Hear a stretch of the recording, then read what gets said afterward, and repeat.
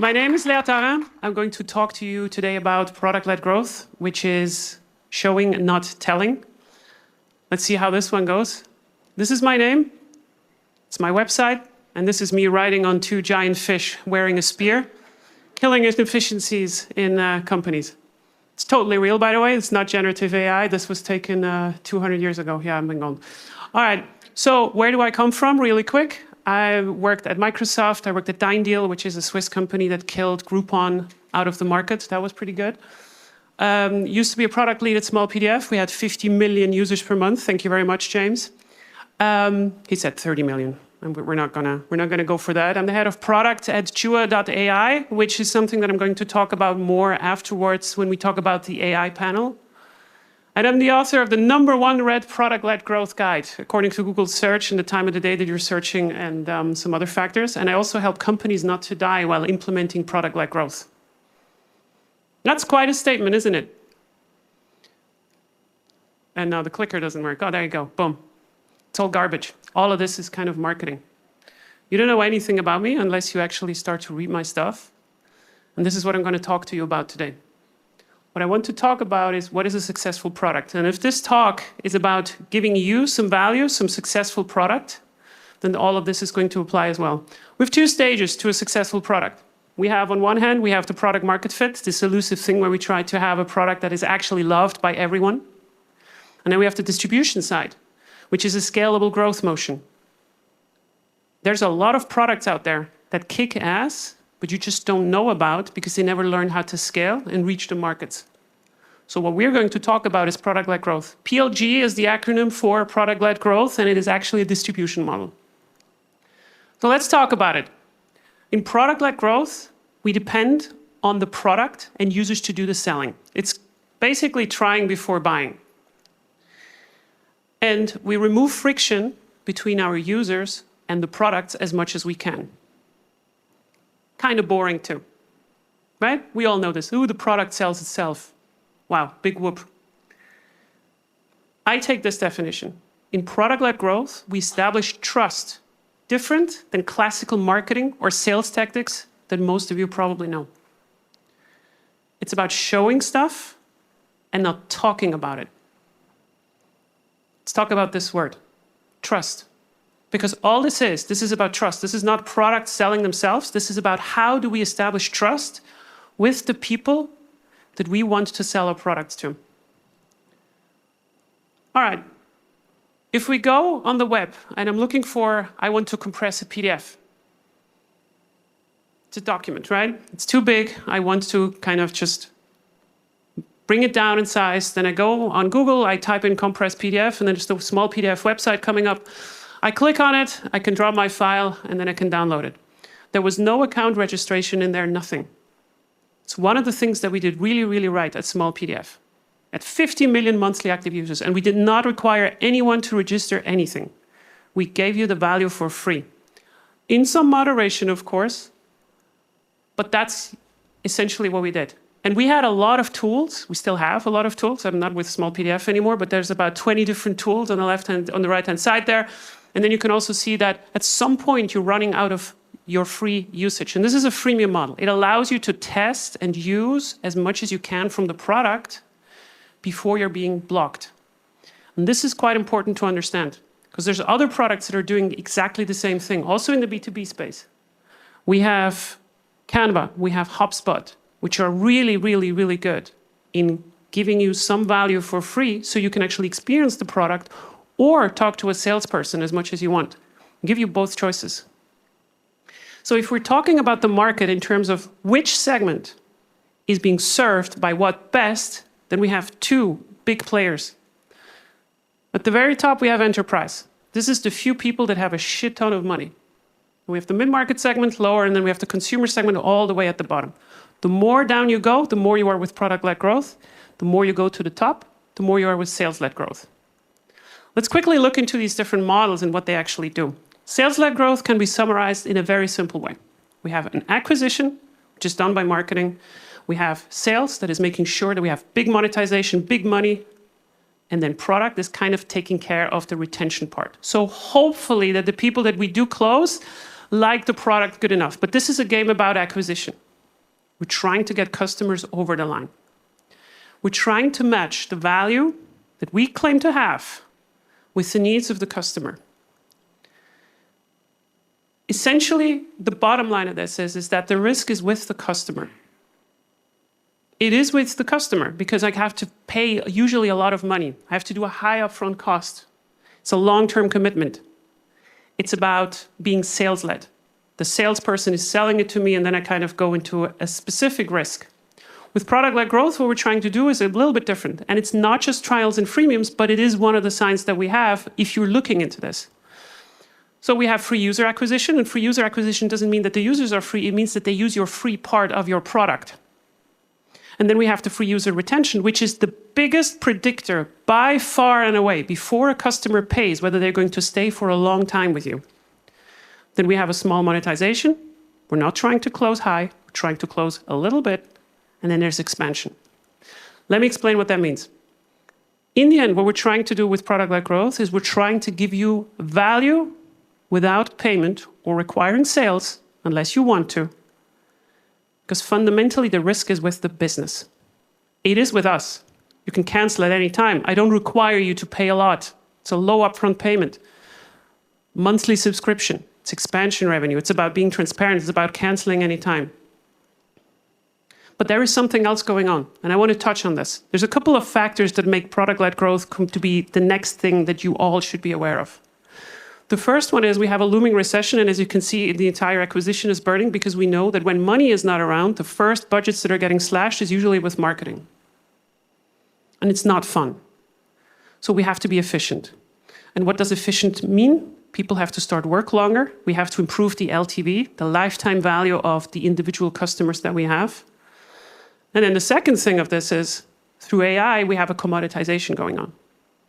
There's a lot more stuff happening right now in the markets that has never happened before. There's a lot of tools that are offering the same stuff that you probably also offer. And messaging differentiation is getting harder and harder and harder. It's really, really, really hard. So you need to differentiate yourself over the product and positioning. And if you listen to April Dunford's talk this morning, then you know that messaging and positioning is not the same thing. The fundamental question that you have to ask yourself in today's time is, who do we as customers trust if everything looks perfect from the outside? Who do we trust? How do we establish this trust?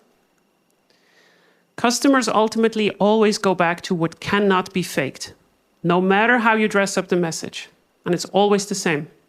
It's the success with the product, the feeling that you get when something actually works. And in this space, product-led growth establishes this trust by delivering the success as fast as possible. Payment comes later. We're going to worry about this later. Let's talk about choice and commoditization here for a second. Let's say you're in the market of getting a new car. I want to have a new car. There's 12 different new cars. I can choose any of these models. How do you choose between which one is the best? Maybe sometimes you don't need to have the best. You just need to have one car that fulfills your needs good enough. It turns out that the core product that you're selling, so if you have a car, let's say you are working for Tesla or something else, is not the car anymore. It's also the buying experience and the support that you have afterwards. Now, half of the room is going to go like, yeah, we knew this, of course. We have support. We make it easy for people to pay. That's not what I mean. What I mean is that these two parts of your product are part of the product. The car itself is not the product. It is everything around.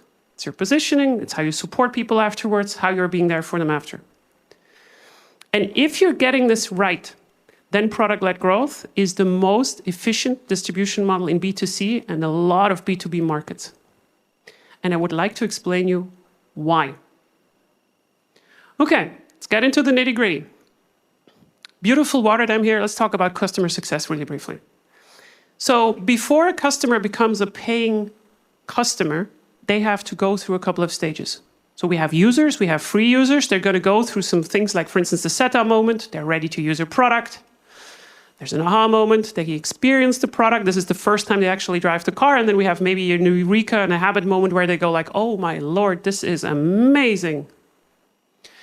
And none of this has to do with revenue so far. This is just, if we start to split up, how do our customers become successful with the products that we produce? Let's go into some examples. So this is one of the most popular ones, Slack. Slack defines a eureka and an aha moment as if you send 2,000 messages within 30 days, then you are a successful customer. At Small PDF, what we used to do is we said that if you use 2 different tools in one document, then you're a very successful customer. Because if you remember, if you started to come to the website and you were looking for compressed PDF, you did not know that we also had tools that allow you to number the pages. But if you use both, that means you started to discover extra value. Now, why is this relevant? If we're looking at this, and I'm sure there's a lot of marketers in here that are quite interested in how to summarize all of this, then we could say we have some kind of input, and then we have an output. It's the F word. Funnel. Yeah, some people giggling here because they thought I'm going to say something else, but this is essentially a funnel. We're not going to talk about funnels. Let's flip this view a little bit and think about our users in a different way. If a user goes through a setup moment, they're ready to use our product, they have downloaded the application, or they have set up some kind of account with us, and they have experienced the core value, and then they go to the extended value. Now they're really starting to like us. There's one step missing here, and that's the recommendation. These people will recommend other users who will go through an aha and set up an eureka moment themselves, which will recommend other users. And this particular loop has a very specific efficiency. If I put in 1,000 at the start, a couple of them will survive and will recommend the product, and then a couple of those will survive, and so forth. You only have to care about the efficiency of this particular loop, not about shipping features. We have to stop piling more and more and more features on our stuff if it doesn't help the customer. And this is fundamentally what this does. Because in the end, there's nothing cheaper than word of mouth. There's nothing better than a strong brand, customers recommending other customers. So let's say you say, yeah, this is great. If you really know these loops, then you also know whether you can keep the water in your dam once you start to add more. Imagine you have a very inefficient loop. Nobody is starting to recommend your product. You just don't have enough cash on your bank. What are you going to do? You're going to add more water on the top. If your loop is not efficient, you will just leak it right out at the bottom again. And that cannot be the success of a good business. Because fundamentally, premature scaling, growing what is inefficient, is the #1 death of product-led growth products. They think we just need more. No, you don't need more. You need more efficiency. Because if you know that your stuff is efficient, then every $100 that you're going to spend in there are going to be so much more value than before. All right, so the question is, I hope you appreciate this picture of a flaming wheel, by the way, that I also created through generative AI. The question is, so how do you make this wheel turn? How do we make it efficient? And there's a couple of things that are always kind of the same. It's about recurring needs. Things that are being served that happen often. I need to process a document. I need to message someone. Social needs, all that kind of stuff. All of this is really good because it creates stickiness.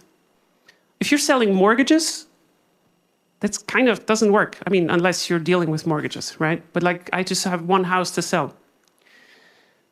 There's a short time to value. What I just showed you before about Small PDF is a very good example. From the moment where someone has a thought, I have a problem, I need a solution, until the moment where they get some success delivered is one of the big predictors whether someone is going to spend money on you or not. And creating an account, demanding payment, demanding a credit card, all of this stuff makes this longer. This is also quite important. If you have nailed your positioning, if you know what you're selling, then it's easy to explain. And if it's easy to explain, then you, if you love the product, can actually explain it to someone else. You make recommendation easier. And this is done wrong all the time. This is so important. If I cannot, as a company, explain to you what my product does, how do you expect that this fan of mine is explaining it to someone else? And this is also quite an important one. We need to monetize usage, not features. What do I mean with this? Well, if you have a specific product that you are proud of and you want to have other people experience it, then put this core value, please, into the trial and the freemium. Don't give people the stuff for free that you don't care about. I've seen this happen quite a lot of times. Don't make people pay for the stuff that you're proud about. You can limit them in usage. You can tell them, hey, you can drive the car for 50 meters, and that's all you're getting. And if you want to drive it for 100 kilometers, then you can unlock it. But don't paywall the driving of the car. In the end, what this is about, everything that I just told you, are excellent growth team goals.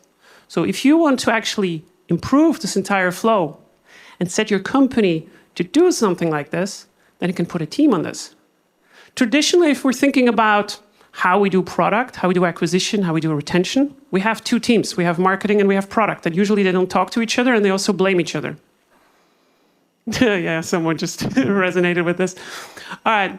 And the thing is with growth teams, I don't care whether you are actually optimizing something from acquisition, from retention, or from monetization, as long as it has to do something with this wheel. I want you to make it easier for the customer to go through these stages of customer success, because that is ultimately what makes you successful.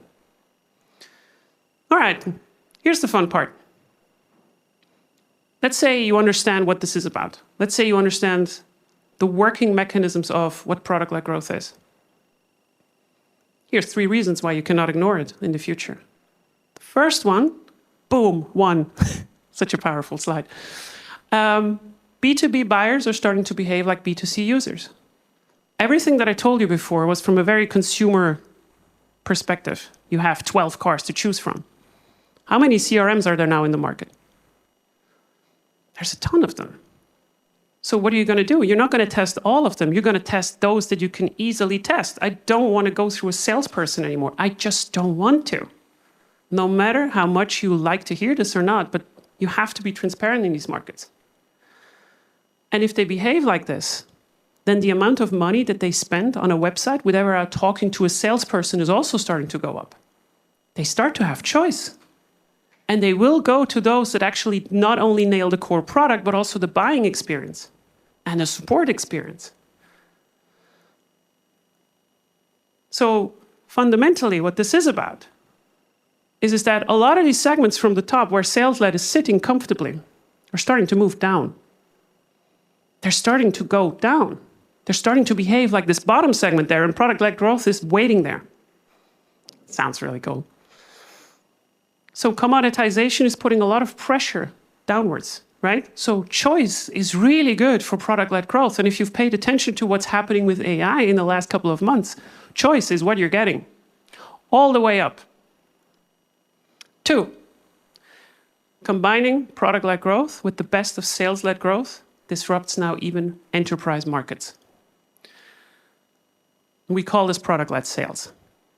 Sales-led growth is not the devil. It's not bad. Product-led growth is also not the savior that is coming to swoop in on everything. But if you combine both of these, then you have a winning thing. Let me show you how this is done. If you've noticed, there was a gap in the middle, in the mid-market. And let's say the commoditization would not even be happening, right? So like not everything is starting to push down. We figured out a way, it's relatively new, with product-led sales, on how to start to address the mid-market segment much, much better, because you cannot make everything self-serve all the time. Or it's just not that applicable, but the same principles are starting to actually work. So what are we trying to do? Instead of looking at individual users, which we did before, right? So we have an individual user that goes through all of these stages, we're starting to look at teams and accounts. And we're starting to find those who are worth reaching out for. Because when they signal, I'm ready, through their measurable behavior, then we let Gary, the sales guy, go absolutely bananas. So, what is product-led sales about? Let me show you. You have your free B2B accounts. They're coming in. They're starting to use your product for free, whatever it is, whether you're HubSpot or whatever. Then you attach scores to their behavior. This is where it gets really, really cool. So let's say our customers are start to use the product successful. And now you should know what that means, right? Because we have to find eureka moments and habit moments and so forth. We give them +4 score. Boom. Are they visiting specific pages that only someone would visit if they are interested? Terms of service, SLAs. maybe you probably have pages in your product that only someone would visit if they're interested. And I'm not talking about the pricing page here, by the way. If they start to use the product more, if they start to invite more people, if they start to have 100 people now in, without anyone prompting, an admin starting to add users, +1. Inviting other users, +3. And so forth and so forth. So you create a scorecard of behavior that is measurable. And if it goes above a specific threshold, then you have a product qualified account. And this can take days and months. And once these accounts are flagged, Gary goes wild. Gary absolutely loves this. They are ready. Gary loves high close percentages. Gary loves low CAC. Gary loves that he does not have to convince these customers anymore. The conversation is a completely different one. And why is it different? Because they already love the product. The conversation is not, how can I convince you? What else can I give you? And it sounds idealistic, but this is actually true. So this is based on a lot of things that I see, 40%. This is very, very realistic. Because most of the qualification of these leads are actually starting to happen at the start. So what does Gary do in product-led sales? By the way, I'm sorry if there's someone in the audience called Gary doing sales. We're trying to give you more incentives for the accounts that expand. Sales has been traditionally incentivized to close high, to talk you into buying more than what you need. And this is where the inherent stereotype of the car salesperson is coming from. Oh, they're just trying to sell me the car for as much money as they can. But in a product-led growth company, you don't have to worry about this because Gary is only getting his cash and he's getting the most of it if you are being successful afterwards. Sales is only allowed to contact product qualified accounts. They're not allowed to contact anyone without their explicit interest before they qualify themselves. Before a customer is not successful, Gary, no. We have to give sales also some tools that are not just about closing now. They should be able to give free seats away and then not worry about it, right? Like we also need to think about how do we do this in the organization? How do we make sure that this is landing in the paycheck of Gary in the end? And here's reason number 3, why you cannot ignore it. It's the secret weapon of product-led growth. It's the long-term weapon that product-led growth has. Because so far I only gave you a vision of like what is good in what segment. It's expansion revenue. And expansion revenue is an extremely powerful thing. How does it work? Let's have a look at it. Well, it turns out we have a couple of things that expand through the usage of, or like through the lifetime of a customer. The first one is we can enroll them on more products. HubSpot is not just a CRM, it also has other tools. So if you have a strong brand and you love someone's experience, that you're also going to maybe get another car, right? We can separate into higher level of feature plans. For instance, for enterprises, it's very, very common that they start to enlist on SLA-specific features. You don't have to experience an SLA. You just need to make sure that it's there. But here's the cool thing. You can start to grab enterprise value before it becomes enterprise. Individual users that are using products have a chance of working in a team at some point. And these teams have a chance of being in a company that grows into an enterprise account. This is the entire business model of a lot of companies out there that are extremely successful. They go in at the bottom, and then a specific percentage of those are starting to grow bigger. And this is why a classical analysis of how much does it cost us to do self-serve stuff, trials and freemiums, is just a bit short-sighted. If you have enough pipeline to get this stuff going, this is starting to become significant. And this is why it's also worth it, even if you are after enterprise accounts, that you make your product scalable. Who in here has ever used Canva? Okay, it's kind of like a shareholders audience here. So Canva is really good for users, for teams and enterprise accounts. It's really good for this. You can use it as one single person. So you need to also think about, is there a version of my product that scales, that is usable for teams the same way that it is for individual users, the same way that it is for enterprise accounts, rights management, having admins and all this other fun stuff. And none of this has usually to do with the core features that you're delivering. It's about how you buy the software and how you're being taken care of. So in the end, if we summarize this entire thing, This is a very cool graph that I made on the right. You don't need to read it. If we're thinking about how the customers are walking through our product, then they can start at a specific value proposition, then they go to sales, then they maybe go through the product, then they may be coming back to the middle and so forth.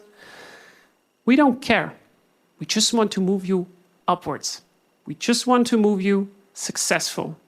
And this is a win-win relationship. And that's why there is inherently no distrust in this particular system, because you know if your customer is successful, then you will be successful too.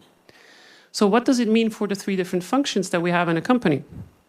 For product, you only ship or you unship what makes the wheel go faster and is measurable. I do not care whether you ship 10 features, 20, or 2, or -2. The wheel needs to go faster. For marketing, it means usually, by the way, you're not out of a job, right? It's just the name product-led growth is not that fair. It is about to measure the quality of the traffic that you bring. And it's not the quantity of it. The better your positioning is, the better you know to whom you talk, the more efficient this entire traffic also goes through the wheel. And finally, this one is for Gary again, you're being incentivized on customer expansion. And not just like for the last 40 years on how to close high. Fundamentally, what this is about, it's about showing and not just telling. And if you allow me to show you a little bit more, this is the talk. I will have a product-led growth cohort where I'm teaching all of this stuff. John Cutler, who is going to speak later on today, is a guest speaker. And I also have everything, because I'm a true product-led growth believer, for free on the web. You can look at all of this by yourself. And I think that's it for me. Thank you very much for listening.